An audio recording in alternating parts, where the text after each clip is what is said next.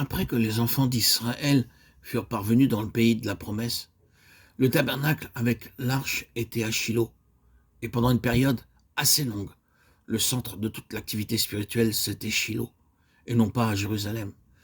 Josué 18:1, Josué 8:10.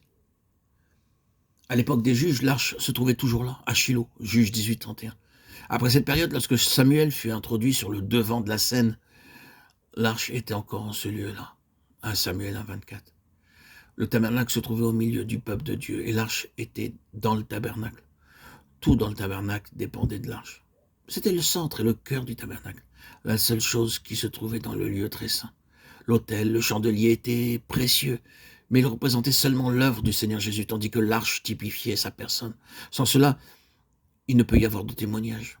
Le Seigneur lui-même est notre témoignage. C'est lorsque Samuel est entré en scène que l'arche a été séparée du tabernacle. Et quand l'arche partait, alors la gloire partait aussi.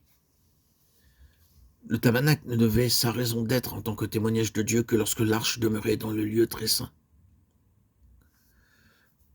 Comment l'arche a-t-elle été séparée du tabernacle? À l'époque des juges, Israël a péché contre Dieu. Le peuple de Dieu n'a pas chassé ses ennemis. Et il a servi de faux dieu. Chacun faisait ce qui lui semblait bon. Cette déclaration de la parole de Dieu résume la situation au cours de cette période. À la fin de la période des juges, Élie était souverain sacrificateur à Shilo. C'était un homme qui avait une certaine foi, mais pas beaucoup de vie, un type de l'orthodoxie morte. Ses deux fils furent appelés fils de Bélial, fils sans valeur. Ils furent sans valeur pour Dieu et sans utilité pour son peuple. Non seulement ils commettaient l'iniquité dans leur service, mais ils péchaient d'une manière déshonorante. À cause de cela, le peuple était très loin du dessein de Dieu. C'était l'état des choses lorsque Samuel fut appelé par Dieu. Les Philistins guerroyaient contre Israël et les avaient battus. Et au lieu de s'humilier devant Dieu pour rechercher la cause de leur défaite, ils ont fait sortir l'arche du tabernacle pour l'introduire sur le champ de bataille. Ils espéraient en faisant cela pouvoir vaincre leur ennemi. À leurs yeux, l'arche de Dieu était l'arche de l'alliance, et ils s'imaginaient que Dieu respecterait son alliance en les protégeant de leurs ennemis, quelle que puisse être leur conduite à l'égard de son alliance. Cependant, après avoir fait sortir l'arche de Shilo et l'avoir transportée sur le champ de bataille, les Israélites ont perdu 30 000 hommes. Avant cela, ils en avaient perdu 4 000, et plus grave encore, l'arche fut prise par les Philistins et emmenée dans leur territoire. 1 Samuel 4:3, 11-22. Avec le départ de l'arche, la gloire était aussi partie d'Israël. Mais l'arche fit aux Philistins ce que les Israélites n'avaient pas pu leur faire. Dieu cherche des instruments pour sa gloire, mais quand il ne les trouve pas, il fait les choses lui-même. Quand les enfants de Dieu se détournent de lui en ayant un cœur partagé et des dieux étrangers quelque part, alors Dieu permet la défaite et laisse son peuple entre les mains de l'ennemi. Nous pensons alors que Dieu, à cause de sa gloire, doit intervenir pour les délivrer.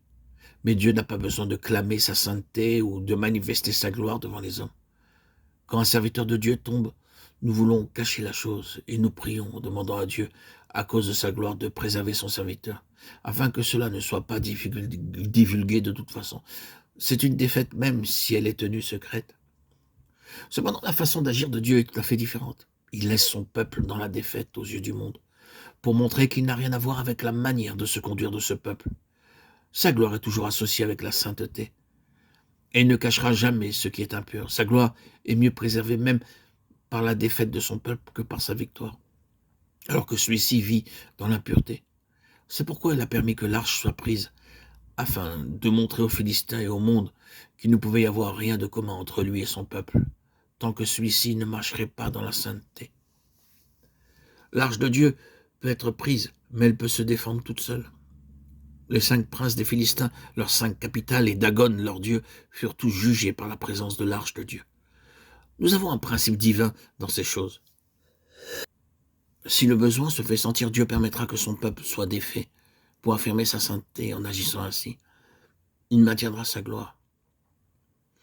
L'arche de Dieu, c'est le témoignage, et c'est tout d'abord le témoignage de sa propre nature. Celle-ci ne peut pas s'associer à une conduite qui ne serait pas sainte, mais il s'agit du peuple de l'Alliance.